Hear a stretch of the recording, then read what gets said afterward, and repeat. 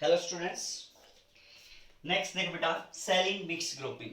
अब सीरीज में पढ़ लिया हमने और पैरेलल में पढ़ लिया हमने, मिक्स ग्रुपिंग रहती है अभी। तो मिक्स ग्रुपिंग क्या है? सेल इन सीरीज और पैरेलल का जो कॉम्बिनेशन है उसी को हम क्या बोल देंगे बेटा? सेल इन मिक्स ग्रुपिंग बोल देंगे। जैसे हमने कंसीडर किया, मैं यहाँ पे आइडेंटिकल सेल लेके चल रहा हूं, एन आइडेंटिकल सेल क्या मान ली हमने? एक रो के अंदर मान ली, ठीक है। एक रो के अंदर कितनी सेल है बेटा? एन आइडेंटिकल सेल हैं। इस टाइप से हमने कंसीडर किया, ठीक है। एक रो में एन सेल हैं, ये हमने मान लिया। कितनी बेटा? एन। क्लियर है? हर एक का ईएमएफ कितना? ई, और internal resistance R, E R, E R, इस टाइप से हमने ये मान लिया। क्लियर है बच्चे? तो ये हमारे पास किस में आ गया ऑर्डर? सीरीज का ऑर्डर आ गया।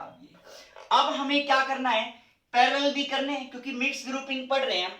तो हमने क्या माना कि यहां पे एम रो है हमारे पास। कितनी रो है? एम रो है। ये क्या बन जाएंगे? कॉलम बन जाएंगे, है ना। मींस एन क्या बन गए हमारे पास? कॉलम बन गए। और एन क्या बन, एम क्या बन गई हमारे पास?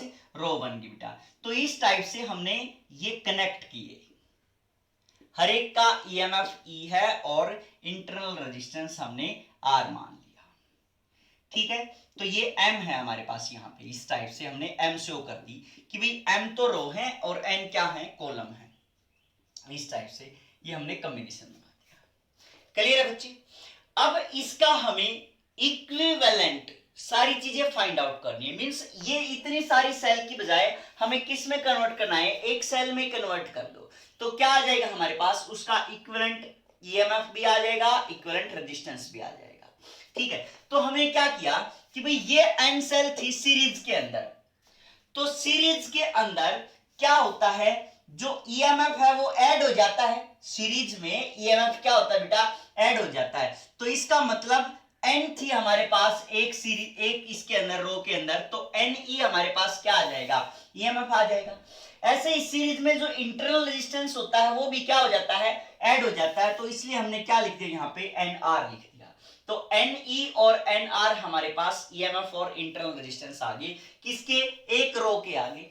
लेकिन हमारे पास कितनी रो हैं? एम रो हैं, ठीक है। इस टाइप से हमारे पास ये एन ई और एन आर सिमिलर पैटर्न में चलेंगे तो हमारे पास ये क्या आ जाएगा? एन ई और एन आर आ जाएंगी। कितनी है बेटा? ये एम रो है हमारे पास, ठीक है। अब आपने एक चीज पढ़ी थी, आइडेंटिकल सेल के अंदर पैरेलल में ईएमएफ क्या रहता है? सेम रहता है। और जो रेजिस्टेंस होता है वो पैरेलल की तरह क्या हो जाता है? ऐड हो जाता है। मींस अब अगर आप इनको, ये एक सेल है, ये एक सेल है, ये एक सेल है, तो अगर आप इसको फर्दर कन्वर्ट करो तो ये सर्किट हमारे पास किस में रिड्यूस हो जाएगा कि एन ई हमारे पास इस सेल का ईएमएफ है। और इंटरनल रेजिस्टेंस पैरेलल में means 1 by R equivalent is equal to क्या आ जाएगा बेटा? 1 by N R plus 1 by N R. कितने टाइम्स? एम है तो क्या लिख दिया मैंने यहाँ पे? एम टाइम्स लिख दिया। क्लियर बात? तो 1 बाई आर इक्विवेलेंट कितना आ जाएगा हमारे पास? एम बाई में एन आर आ गया। मींस जो आर इक्विवेलेंट आया that is equal to N R divide by में एम आ गया, ठीक है। तो ये हमारे पास क्या आ गया बेटा? आर इक्विवेलेंट आ गया। मींस यहां लिख दिया मैंने एन आर डिवाइड बाई में एन। क्लियर बच्चे? अब अगर आपने इन सेल को किसी एक्सटर्नल लोड से कनेक्ट करना था, एक्सटर्नल सप्लाई से कनेक्ट करना था, तो हमने उसका रेजिस्टेंस क्या मान लिया बेटा? आर मान लिया।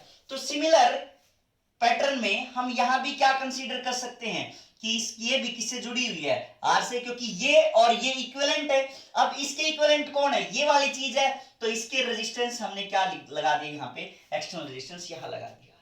तो अब इसके अंदर से आप करंट इजीली फाइंड आउट कर सकते हो, क्योंकि आपको इसका ईएमएफ भी पता है कितना है? एन ई है। इंटरनल रेजिस्टेंस भी पता है कितना है? एन आर बाई एम है। और एक्सटर्नल रेजिस्टेंस भी पता है। तो इसका मतलब I is equal to EMF N E divide by में external resistance plus internal resistance. तो ये हमारे पास क्या आ जाएगा बेटा? एम एलसीएम लोगे तो ऊपर आ जाएगा ये, तो M N E divide by में M R plus N R आ जाएगा। तो ये हमारे पास किसकी वैल्यू आ जाएगी?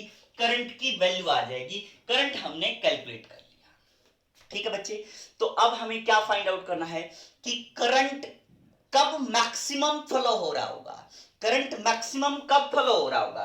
तो सीधी सी बात है बेटा, जब ये चीज क्या हो, मिनिमम होगी, ये चीज क्या होगी, मिनिमम होगी, तभी जाके करंट क्या होगा, मैक्सिमम होगा। तो सीधी सी बात है बेटा, for current to be maximum for I max क्या कंडीशन है, M R plus N R should be equal to minimum, है ना। ये हमारे पास क्या होनी चाहिए, इसकी मिनिमम वैल्यू होनी चाहिए M R plus N R की। तो अब हमें एक चीज नहीं पता भाई, कब क्या मिनिमम होगा ये नहीं पता हमें, लेकिन एक बात पक्का कंफर्म है कि परफेक्ट स्क्वायर की मिनिमम वैल्यू क्या होती है, 0 होती है। ठीक है, तो इस सर्किट को हम किस में कन्वर्ट करेंगे, परफेक्ट स्क्वायर में कन्वर्ट करेंगे।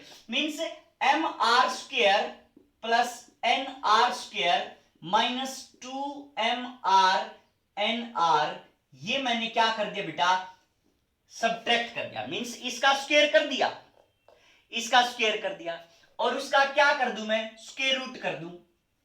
कोई फर्क पड़ा इसमें, नहीं पड़ा। अब ऐसे ही मैंने क्या किया, ये क्योंकि परफेक्ट स्क्वायर बना रहे हैं तो A square plus B square minus 2ab होगा ना ये, इसलिए हम क्या करेंगे, प्लस एक टर्म और कर देंगे इसके अंदर, plus under root 2mr is equal to क्या होना चाहिए, मिनिमम। क्योंकि इसमें जितना ऐड किया था उतना ही हमने क्या कर दिया, सब्ट्रैक्ट कर दिया, तो कोई फर्क नहीं पड़ा। अब हमारे पास ये क्या आ गया, परफेक्ट स्क्वायर है, इसकी मिनिमम वैल्यू क्या है, 0, इस बात का पता है। तो हमें कंडीशन फाइंड आउट करने के लिए किसका स्क्वायर बन गया ये हमारे पास, root M R plus root N R का क्या बन गया, ये होल स्क्वायर बन गया, plus 2 under root M R N R क्या आ गई हमारे पास, मिनिमम वैल्यू आ गई।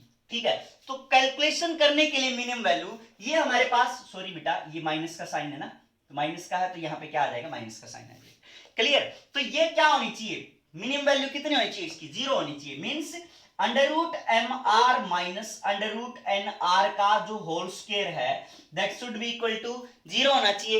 होल स्क्वायर 0 तो ये भी 0 हो गया, तो अंडर रूट क्या आ गया, M R is equal to N R आ गया, रूट से रूट कैंसिल, तो M R is equal to क्या आ गया, एन आर आ गया, तो आर इज इक्वल टू क्या आ गया बेटा, एन आर डिवाइड बाई में एम। अब आप ये देख रहे होगे कि ये हमारे पास क्या था, एक्सटर्नल रेजिस्टेंस था, और ये हमारे पास क्या था, इंटरनल रेजिस्टेंस था।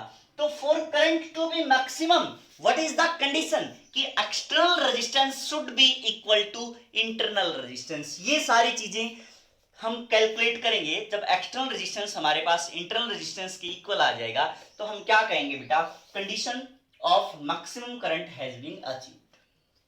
क्लियर है, तो इस टाइप से आप मैक्सिमम करंट ड्रान कर सकते हो किसी भी बैटरी से, कब, जब एक्सटर्नल रेजिस्टेंस किसके इक्वल हो जाए, इंटरनल रेजिस्टेंस के इक्वल हो जाएगा, तब आप मैक्सिमम करंट फाइंड आउट कर सकते हो।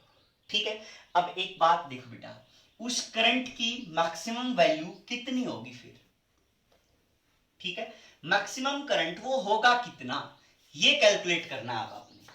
तो सीधी सी बात है, आई आपको पता है कितना दे रखा है बेटा, M N E divide by में क्या दे रखा है, M R plus N R है, तो एम यहां पे क्या लिख देंगे हम, एन ई की वैल्यू है, ऊपर वाले स्टेप में आ जाओ कि एन ई डिवाइड बाई में आर प्लस एन आर है, तो इसका मतलब ये इसके बराबर हो गया, तो यहां पे N R divide by M plus N R divide by में क्या लिख देंगे, एम लिखेंगे, क्योंकि एक्सटर्नल रेजिस्टेंस किससे इक्वल आ गया, इंटरनल रेजिस्टेंस के इक्वल है, तो इस एक्सटर्नल रेजिस्टेंस की जगह पे मैंने क्या लिख दिया, एन आर डिवाइड बाई में एम लिख दिया।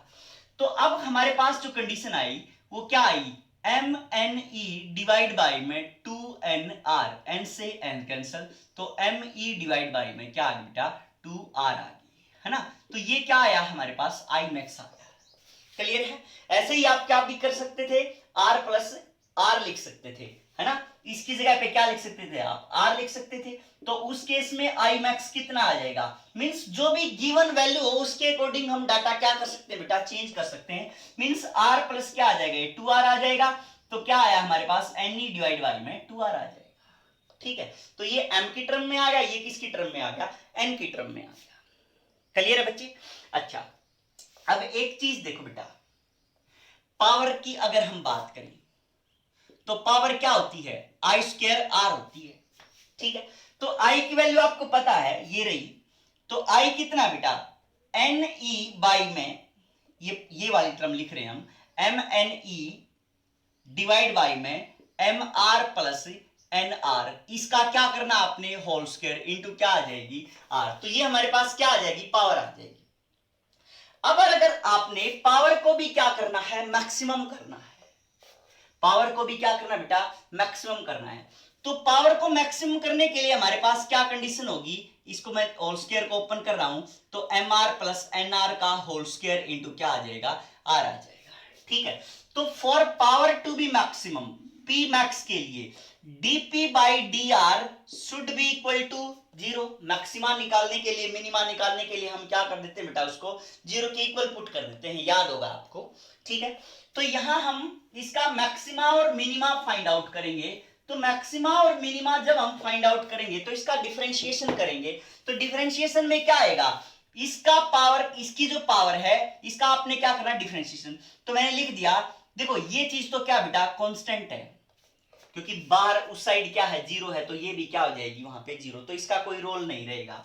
तो यहाँ पे मैं किसका डिफरेंशिएशन कर दूं, सिर्फ D by D R of R divide by में M R plus N R का होल स्क्वायर, क्योंकि वेरिएबल कहां कहां है, इस आर में है और इस आर में है, ये तो क्या होगी कांस्टेंट है टर्म, ठीक है, क्योंकि एम भी फिक्स है जो हमारे पास रो थी, एन बी कॉलम जो फिक्स है, ईएमएफ भी क्या है कांस्टेंट थी, तो ये हम कब की कंडीशन फाइंड आउट करें पावर मैक्सिमम की, तो विद रिस्पेक्ट टू आर हम डिफरेंशिएट करेंगे, तो ये हमारे पास क्या आ गई, दो चीजें आ गई, दो फंक्शन है, तो इसको हम कैसे करेंगे, फर्स्ट फंक्शन ये हो जाएगा और सेकंड फंक्शन ये हो जाएगा, है ना, फर्स्ट फंक्शन ये और सेकंड फंक्शन ये हो जाएगा 1 by M R plus N R का होल स्क्वायर, तो first as it is into में डिफरेंशिएशन ऑफ सेकंड, तो क्या आ जाएगा -2, क्योंकि इसकी पावर ऊपर जाएगी क्या होगी -2, तो -2 एक स्टेप चाहे और लिख लो कोई दिक्कत नहीं है, d by D R of मैंने लिख दिया r इंटू में M R plus N R की पावर -2, ये लिख दिया मैंने, दैट इज इक्वल टू क्या लिख दिया 0, तो इसका ये फर्स्ट फंक्शन हो गया हमारे पास, ये क्या हो गया सेकंड फंक्शन हो गया, तो first as it is into में डिफरेंशिएशन ऑफ सेकंड, तो सेकंड का डिफरेंशिएशन क्या आ जाएगा पावर डाउन 1 लेस, तो M R plus N R का क्यूब बन जाएगा, 1 लेस का मतलब -2 प्लस 1 कर दिया, तो ये आ गया हमारे पास, है ना। अच्छा प्लस अब उसके बाद ये second as it is M R plus N R की पावर -2 इंटू में D by D R of D R आ जाएगा, ठीक है, यहां भी रहेगा बेटा इंटू क्या करेंगे D by D R of M R plus N R लिख देंगे, दैट इज इक्वल टू क्या आ जाएगा बेटा 0, इसे ये कैंसिल हो गया, तो इसका डिफरेंशिएशन करोगे तो क्या आ जाएगा एन आर तो कांस्टेंट हो गया, ये एम आर रह गया बस, तो इसके मल्टीप्लाई में कौन है एम है, तो यहाँ पे क्या आ जाएगा इसका डिफरेंशिएशन करोगे तो -2r, इसका डिफरेंशिएशन अलग से कर लो चाहे D by D R of किसका M R plus N R का, तो क्या आ जाएगा m into D R by D R plus D by D R of N R आ जाएगा, है ना, ये तो क्या हो जाएगा 0 हो जाएगा, ये 1 हो गया, तो क्या बचा m बच गया, यहाँ पे मैंने m लिख दिया, तो -2rm डिवाइड बाई में M R plus N R का होल क्यूब बचा प्लस 1 बाई, क्योंकि -2 है तो 1 बाई लिख देंगे हम, 1 by M R plus N R का whole square is equal to क्या आ गया बेटा 0 आ गया, ठीक है। अब क्या लिखोगे एलसीएम लोगे इसको, तो क्या आएगा हमारे पास M R plus N R का होल क्यूब, तो -2rm as it is plus ये स्क्वायर है ये क्यूब है, तो क्या आ जाएगा M R plus N R is equal to 0, ठीक है, तो ये कैंसिल हो जाएगा। अब क्या बचा -rm ये mr, ठीक है, तो क्या बचा बेटा -mr बच गया plus nr is equal to क्या हो गया 0, मींस क्या आ गया अब भी mr is equal to nr, तो r इज इक्वल टू क्या आ गया nr डिवाइड बाई में m आ गया, मींस पावर भी मैक्सिमम कब हो रही है जब एक्सटर्नल रेजिस्टेंस किसके इक्वल आ रहा है इंटरनल रेजिस्टेंस के इक्वल आ रहा है, तो उसी केस में हमारे पास अब भी क्या हो रही है बेटा पावर की वैल्यू मैक्सिमम मिलेगी आपको, तो for power to be maximum internal resistance is equal to क्या होना चाहिए एक्सटर्नल रेजिस्टेंस होना चाहिए, तो पावर मैक्सिमम होगी कितनी वो कैलकुलेट करने के लिए हम क्या करेंगे सेम पैटर्न में कि R की वैल्यू को हम क्या रख देंगे NR डिवाइड बाई में M रख देंगे, ठीक है, तो NR डिवाइड बाई M रखोगे अगर आप यहाँ पे तो क्या आएगी हमारे पास पावर, पावर क्या आएगी, P maximum is equal to, अगर आप इसकी जगह पे ये रखोगे तो आई स्क्वायर वाली है ना बेटा कंडीशन, तो M square N square E square divide by में, ठीक है, एम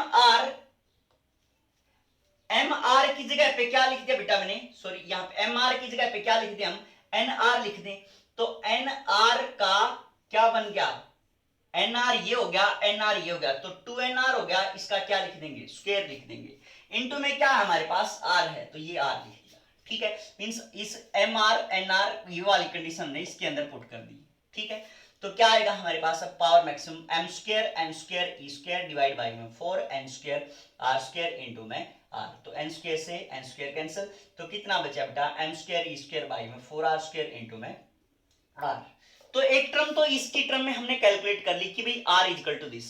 अब दूसरा केस क्या हो सकता है, इस mr की जगह पे क्या, इस nr की जगह पे क्या लिख सकते हैं हम, mr लिख सकते हैं, तो वहां पे लिखेंगे तो पावर मैक्सिमम कितनी आ जाएगी हमारे पास, p मैक्स कितना आ जाएगा, m square n square e square r divide by में, अब इसकी जगह पे लिख रहे हैं बेटा mr, तो 2mr हो गया, तो 2mr का स्क्वायर कितना हो गया, 4m स्क्वायर r स्क्वायर हो गया, तो m स्क्वायर से m स्क्वायर कैंसिल, एक r से एक r कैंसिल, तो क्या बचा n square e square divide by में 4r बचा, ठीक है, तो ये हमारे पास अब पावर मैक्सिमम इस टर्म में बच गई, क्लियर है, तो दोनों टर्म में कैलकुलेट कर सकते हैं, इस टर्म में भी और इस टर्म में भी कैलकुलेट कर सकते हैं बेटा, ठीक है, तो जब आपने क्या करना है, मैक्सिमम पावर चाहिए होती है, क्या करना बेटा, जब आपने मैक्सिमम पावर चाहिए तब आप कौन सी ग्रुपिंग करोगे, मिक्स्ड ग्रुपिंग करोगे, क्लियर है बच्चे बात, जब आपको ये चाहिए तो कौन सी ग्रुपिंग करोगे आप,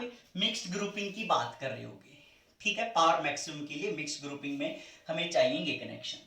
अच्छा, और क्या है बेटा कि अगर आपके पास, अगर आपको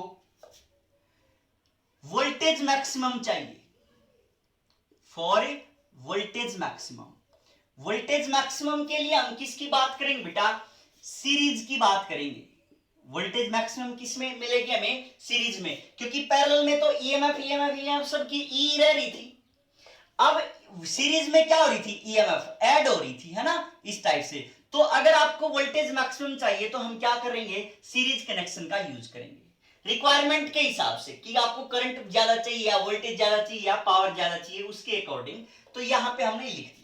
अच्छा, अगर आपको करंट ज्यादा चाहिए, for current maximum, current maximum के लिए क्या होता है बेटा, क्योंकि जो रेजिस्टेंस होता है, रेजिस्टेंस किस में कम होता है, पैरेलल के अंदर कम होता है, रेजिस्टेंस किस में कम होता है, पैरेलल के अंदर कम होता है, ठीक है, रेजिस्टेंस पैरेलल में क्या मिलेगा आपको, लेस मिलेगा, तो अगर रेजिस्टेंस लेस है तो करंट क्या मिलेगा, ज्यादा मिलेगा, तो फॉर आई मैक्सिमम जो कनेक्शन है वो किसके अंदर होनी चाहिए बेटा, पैरेलल के अंदर हमें कनेक्ट करना पड़ेगा, अगर आपको करंट ज्यादा चाहिए तो आई मैक्स, वोल्टेज ज्यादा चाहिए तो सॉरी करंट ज्यादा चाहिए तो पैरेलल में, वोल्टेज ज्यादा चाहिए तो सीरीज में, और पावर ज्यादा चाहिए तो किसके अंदर बेटा, मिक्स ग्रुपिंग के अंदर हम इसको यूज करेंगे, ठीक है, क्लियर बच्चे, तो अब है ना देखो, जो ये आपने पावर मैक्सिमम कैलकुलेट नहीं की है हर बार, तो हमें एक आइडिया मिल गया कि भाई पावर मैक्सिमम कब मिलेगी आपको, जब इंटरनल रेजिस्टेंस किसके इक्वल हो जाएगा, एक्सटर्नल रेजिस्टेंस के इक्वल हो जाएगा,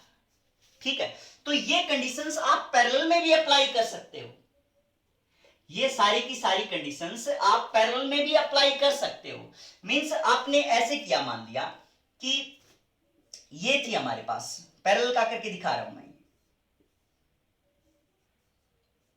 ये एन सेल किस में थी, पैरेलल में, ईएमएफ क्या था, ई, और ये क्या था, इंटरनल रेजिस्टेंस आर था, है ना, ये क्या था, ई था, और ये क्या था, आर, ये क्या था, ई और आर, कितनी है बेटा, ये एन सेल हमने किसके अंदर मान ली, पैरेलल के अंदर मान ली, ठीक है, तो करंट मैक्सिमम भी कब है, जब external resistance is equal to internal resistance, means आपने इसके अंदर ये कनेक्शन किया तो ये हमारे पास क्या आ गया, एक्सटर्नल रेजिस्टेंस, इंटरनल रेजिस्टेंस क्या होगा, इंटरनल रेजिस्टेंस क्या होगा बेटा इसका, क्योंकि पैरेलल में क्या है, सिंपली ऐड हो रहे 1/r इक्विवेलेंट के हिसाब से, तो 1/r कितने टाइम्स, n टाइम्स, तो n/r आ जाएगा, तो r इक्विवेलेंट कितना आ गया हमारे पास, r बाई में n आ जाएगा, तो ये हमारे पास इंटरनल रेजिस्टेंस आ गया, है ना। मींस ये सर्किट मैंने अब इस टाइप से बना दिया कि ये ईएमएफ तो क्या रहेगी, सेम रहेगी, ई लिख दिया, और रेजिस्टेंस क्या हो गया, आर बाई एन हो गया, ठीक है।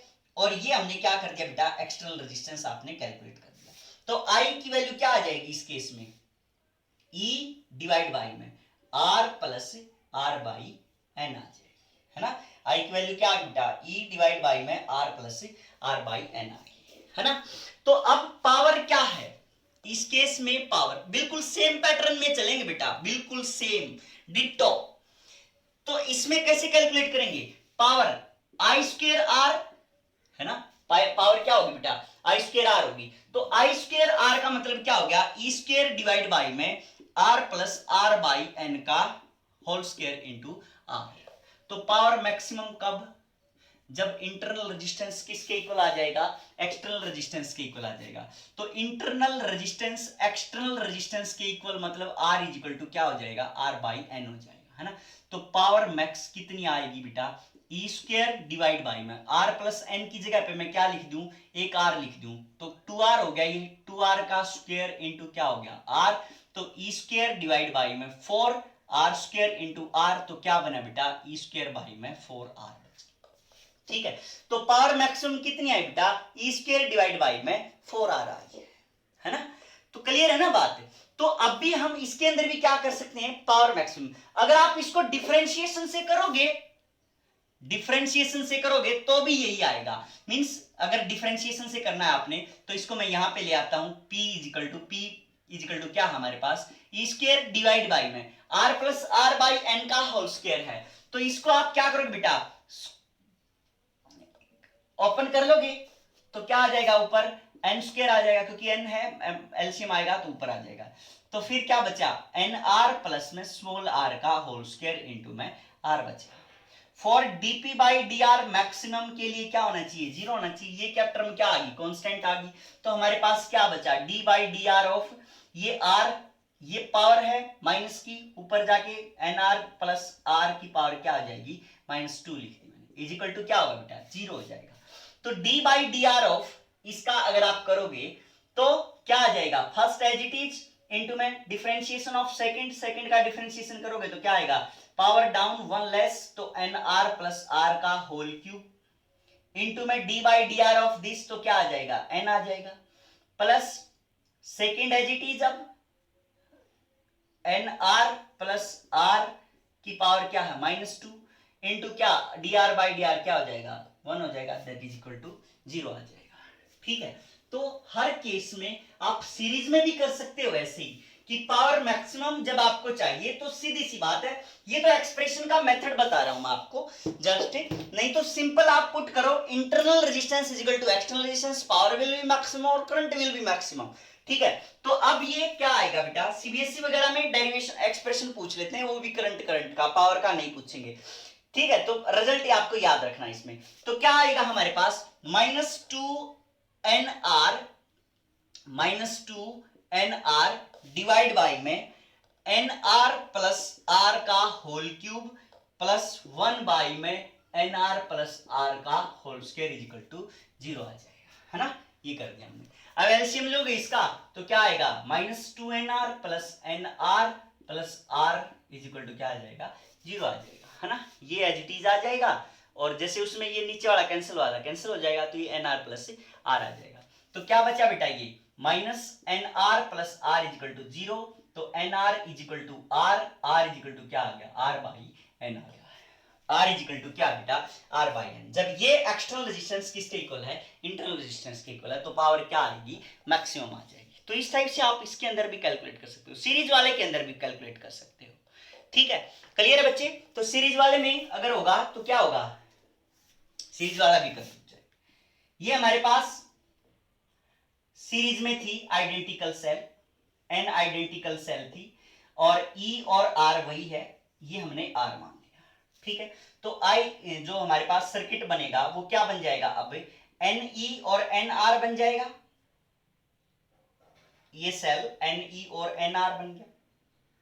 ये हमारे पास क्या है, एक्सटर्नल रेजिस्टेंस है, तो इसमें से करंट जाएगा तो क्या आ जाएगा, current is equal to N E divide by में आर प्लस एन आर, है ना।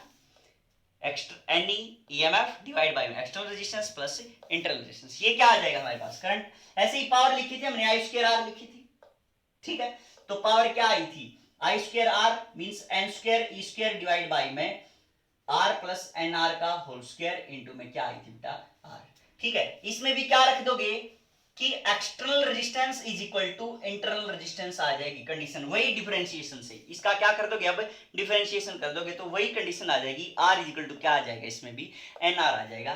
तो जो पावर मैक्सिमम होगी वो कितनी आ जाएगी बेटा, N square E square by R, इस एन आर की जगह पे क्या लिख दें, आर लिख दें तो कितना आ जाएगा 4r स्क्वायर हो गया, क्योंकि ये 2r का स्क्वायर कितना होगा 4r स्क्वायर, ये क्या आ गया, तो एक r से ये क्या हो गया, कार कैंसिल, तो N square E square divide by में कितना आ जाएगा 4r आ जाएगा। तो ये किसके अंदर आ जाएगा बेटा, सेल इन सीरीज के केस में, ठीक है। तो ये हम ऐसे पावर को भी क्या कर सकते हैं, कैलकुलेट कर सकते हैं कि कितनी पावर आएगी किस केस में कितनी आएगी, ठीक है।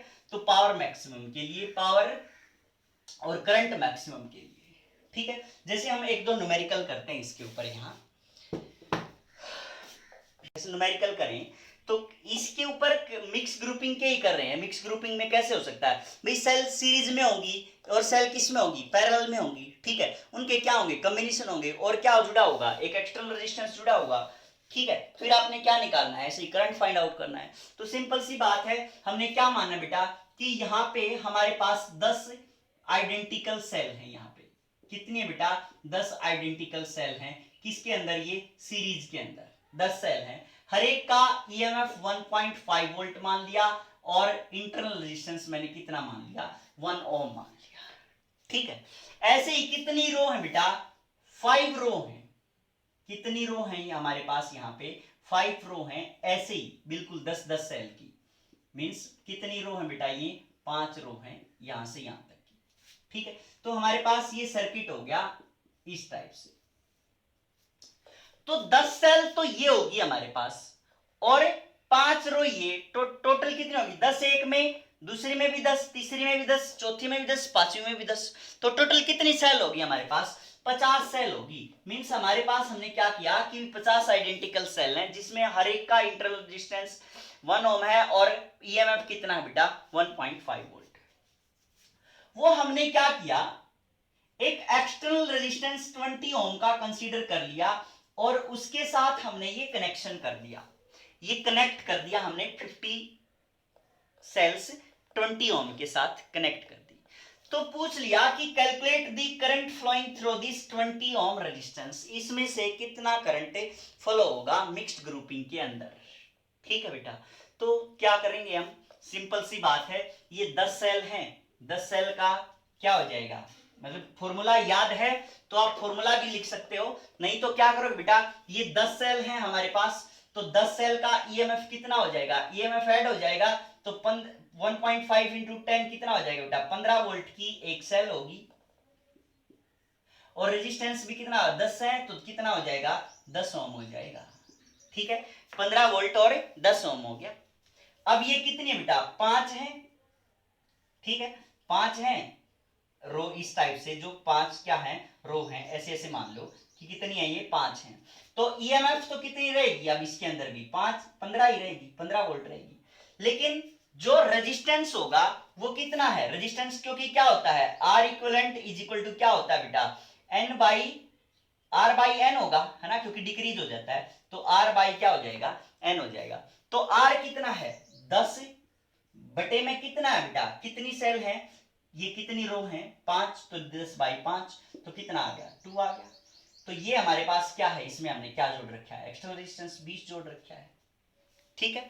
तो करंट की वैल्यू आ जाएगी आपके पास 15 डिवाइड बाई में 20 प्लस 2, कितना आ जाएगा करंट 15 बटे में 22 आ जाएगा, ठीक है।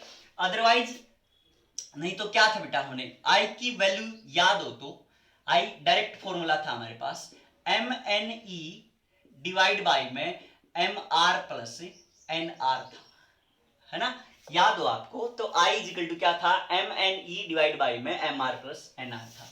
तो ये एम क्या था, एन क्या था कॉलम, एम क्या थी रो, है ना, ई ईएमएफ है, तो सीधा आप कैलकुलेट करोगे तो I is equal to MNE, क्योंकि फॉर्मूला कई बार नहीं याद रहता तो आप इसको प्रोसेस के थ्रू जा सकते हैं। तो I इज इक्वल टू क्या आएगा, M कितनी है बेटा, M 5 रो है तो 5 लिख दिया, N कितनी है 10 है 10 लिख दिया, इंटू EMF कितना है 1.5 है तो 1.5 लिख दिया, डिवाइड बाई में M इंटू R, M कितना 5 गुना में R कितना 100, ठीक है तो 20 5 100 हो गया, प्लस NR करना हमें तो N कितना N 10 है इंटू R कितना है, R कितना बेटा 1 है तो 1 लिख दिया, तो कितना आ गया ये 5 इंटू 10 इंटू ये 15 हो गया, डिवाइड बाई में 1 1 10 हो गया बेटा, ठीक है तो 5 20 कितना आ गया अभी 15 बाई में 22 एम्पियर करंट। तो ये हमने मेथड जो प्रोसेस थी उसके थ्रू किया है, ये हमारे पास क्या था बेटा फॉर्मूला था, उसके अंदर डायरेक्ट वैल्यू पुट कर दी तो हमारे पास क्या आ गई करंट की वैल्यू आ जाएगी। तो किसी भी वे में आप कर सकते हो, अगर ये याद रहता तो ठीक है, नहीं तो वेल एंड गुड। कि सीरीज में एक चीज तो हमेशा याद ही रहेगी, क्या कि सीरीज में क्या रहना है हमेशा, ईएमएफ ऐड होनी है, इंटरनल रेजिस्टेंस भी क्या होना है ऐड, पैरेलल में क्या कर देंगे इस टाइप से, ठीक बेटा। तो ये हमारे पास एक क्वेश्चन था।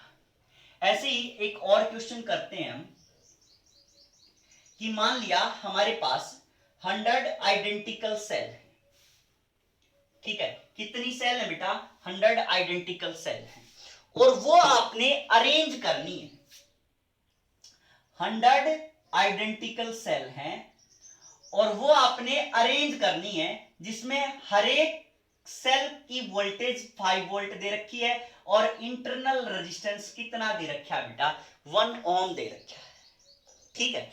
ये 100 सेल हैं, ठीक है, और 100 सेल आपने अरेंज करनी है इस हिसाब से कि अगर आप एक एक्सटर्नल रेजिस्टेंस से जोड़ो, एक्सटर्नल रेजिस्टेंस की वैल्यू दे रखी है कितनी बेटा 25 ओम, इस टाइप से जोड़ो कि for that such that the current through the cell current flowing through this external resistance should be maximum. तो इसमें से जो करंट फ्लो हो वो कैसा होना चाहिए बेटा मैक्सिमम। अब 100 सेल हैं आपने जोड़नी है, तो सीधी सी बात है बेटा 100 में हमें नहीं पता कि भाई कितनी तो हमने सीरीज में जोड़ी और कितनी हमने पैरेलल में जोड़ी, ठीक है। तो अब हमने क्या किया कि भाई मान लिया कि n सेल हमने किस में जोड़ दी बेटा, इस टाइप से हमने सीरीज में जोड़ दी, कितनी सेल जोड़ दी बेटा n सेल जोड़ दी, और m ऐसे रो बना दी हमने, तो m तो हमारे पास रो होगी और n क्या होगे कॉलम होगे, इस टाइप से हमने क्या कर दिया उसके अंदर कनेक्शन कर दिए, और ये हमने क्या कह दिया कि ये एक्सटर्नल रेजिस्टेंस कितना है 25 ओम रेजिस्टेंस है, ठीक है बेटा। तो अब एक बात बताओ आप, हमें ये गिवन है कि 100 सेल हैं, इसका मतलब n सेल और m रो मींस m इंटू n कितना दे रखा है बेटा 100 दे रखा है, m इंटू n की वैल्यू कितनी दे रखी है 100 दे रखी है। अब दूसरी चीज क्या है, करंट मैक्सिमम कब फ्लो होगा, जब external resistance is equal to कितना हो जाएगा इंटरनल रेजिस्टेंस हो जाएगा, है ना। एक्सटर्नल रेजिस्टेंस कितना हो जाएगा बेटा इंटरनल रेजिस्टेंस के इक्वल हो जाएगा, मींस एक्सटर्नल रेजिस्टेंस जो आपने कैलकुलेट करना है, एक्सटर्नल रेजिस्टेंस देखो M R is equal to क्या आया था एन आर आया था ना मिक्स्ड ग्रुपिंग में, M R is equal to N R, तो means R is equal to क्या था एन आर डिवाइड बाई में एम था, ये हमारे पास क्या था एक्सटर्नल रेजिस्टेंस था, ये हमारे पास क्या था इंटरनल रेजिस्टेंस था। तो for current to be maximum N R divide by में एम होना चाहिए एक्सटर्नल रेजिस्टेंस। इसका मतलब इस आर की वैल्यू 25, एन की वैल्यू नहीं पता लिख दिया as it is, by M की वैल्यू भी नहीं पता, आर की वैल्यू पता है, आर कितना दे रखा बेटा 1 ओम दे रखा है, तो हमने क्या कर दिया 1 कर, ठीक है। तो ये हमारे पास इक्वेशन बन गई कि n is equal to 25 m है, और ये हमारे पास इक्वेशन है कि mn इज इक्वल टू क्या है बेटा 100 है, क्लियर है। तो इसके अंदर क्या कर देंगे n की वैल्यू पुट कर देंगे, तो m into 25m is equal to कितना हो गया 100, तो 25 चौका 100 तो m इज इक्वल टू कितना आ जाएगा 2, क्योंकि m स्क्वायर किसके इक्वल आ गया 4 के, तो m इज इक्वल टू कितना आ गया 2 आ गया। तो n इज इक्वल टू कितना आ जाएगा 25 into 2 that is equal to 50। Means हमने क्या करना बेटा 50 सेल ऐसे लगानी पड़ेंगी, ऐसे कितनी 50 सेल लगानी पड़ेंगी, और ऐसे कॉलम कितने बनाने पड़ेंगे सिर्फ, सॉरी रो कितनी बनानी पड़ेंगी 2 ही रो बनानी पड़ेंगी। मीन्स ये स्ट्रक्चर जो बनेगा वो इस टाइप से हो जाएगा कि 50 सेल इस रो में और 50 सेल इस रो में लगाने से काम चल जाएगा हमारा कि ये ऐसे आ जाएगी। ठीक है बेटा, तो इस टाइप से आप इनके वैल्यूज को फाइंड आउट कर सकते हो। थैंक यू बेटा।